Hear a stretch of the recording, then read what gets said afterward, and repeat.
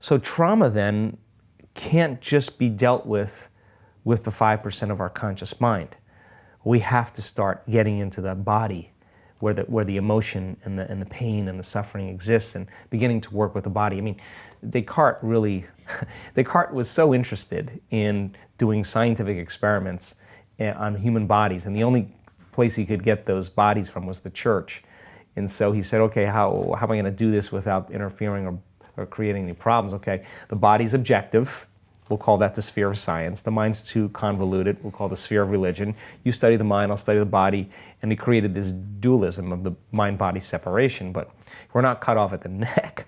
There's never a time where your body isn't influencing your mind. There's never a time where your mind isn't influencing your body. You have a mind in your body, and you have a body mapped in your brain and mind. So there's no separation. So dealing with the whole organism, the whole being is so important. And the newness of people beginning to integrate different modalities is doing quite a service to a lot of people. Do you think that trauma is passed down through generations, through DNA, through families? Is there any evidence of that? And if so, is there things we can do about it? I have to tell you, Brian, that I think about a lot of crazy things. I think about this a lot.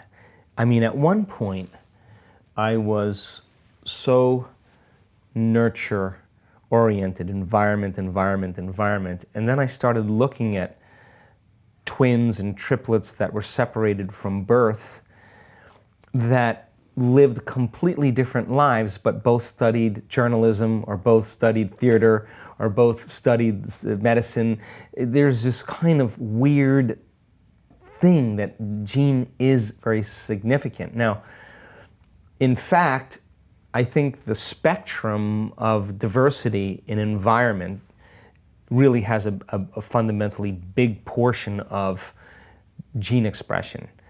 But I also think that genes do have an effect significantly in a person's what's passed down hereditarily. But I do think there usually is an event or something that really switches it on, right? So, okay. So like something in the environment that happens. Okay. Right. But I do think that stress is the number one thing. But I think that you could have a proclivity to, say, an example of psychosis, and you can live your first 50 years of your life a little bit different, but you're in a family where your father's a physician and your mother's a lawyer, and you're insulated in a certain way, and you have some hard knocks, but you go to college and you get a good job and you get married and things are working out, and then all of a sudden you start having some more significant challenges in your life, and then the next thing you know, here comes that gene activated at a certain point. The gene was on the surface, right? So I think that the environment has an important element, but I also think that trauma sometimes is passed down immediately, and the child automatically takes it on. I think it can happen as well. So I think there's a kind of a spectrum, but I do think information is passed on closer to the moment of conception. Okay. So if you have a trauma in your life, or you're facing environmentally difficult situations, and you decide to procreate, and your wife or your partner has having a challenging situation as well, and they're under stress, well, that information is being passed to the haploid cells, the sperm and the egg, and it's right on the surface, because that information is going to be the first signal to the gene, so that the forming uterus, embryo in uterus, is got a better chance of survival in the same environmental condition that both progenitors are perceiving. So I think that a lot of times then that the mother's blood flow has a strong influence on what shapes the child as well, and she's perceiving her environment in a similar way and in the same emotional state. And then I think you're selecting and instructing the gene a little bit more, and it could wind up very close to the surface the moment the child's born. And I think that that's how a lot of genetic disorders are ultimately created. It could be toxicity during a critical period. It could be lack of nutrition during a critical period.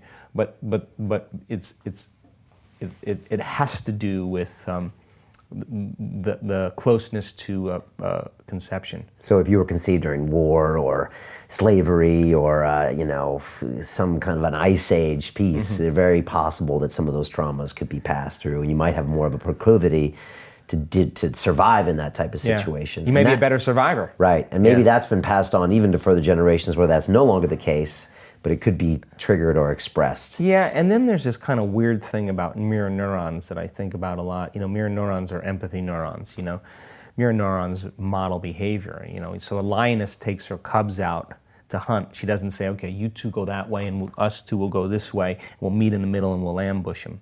What she says is, watch me. And they're all watching her. They're not looking at anything else but her. And when they're watching her, the observation is actually priming the brain by selecting and instructing the same circuits in her brain, in their brain, as if they were hunting.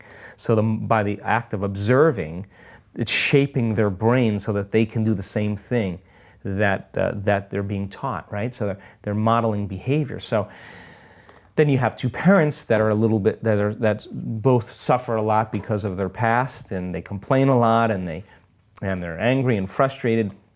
Well, the child is getting their brain primed in that same exact way, and they're going to model behavior. That's the terrible twos, You have a 1-year-old kid, the first year of their life, they're really cute and fun, and then they get on their feet at 2 and at 1 year old, and then they're picking things up and seeing how they're made and spilling things over, and you spend the whole year from 1 to 2 yelling at them, saying, no, no. They turn 2 and you say, put your shoes on, and they go, no. Like, well, where did they learn that from? It's the product of their environment. So I think mirror neurons also have a strong element. So I think it's nature and nurture, both. And I don't have an exact particular postulate on which is more than the other. I think it's really independent.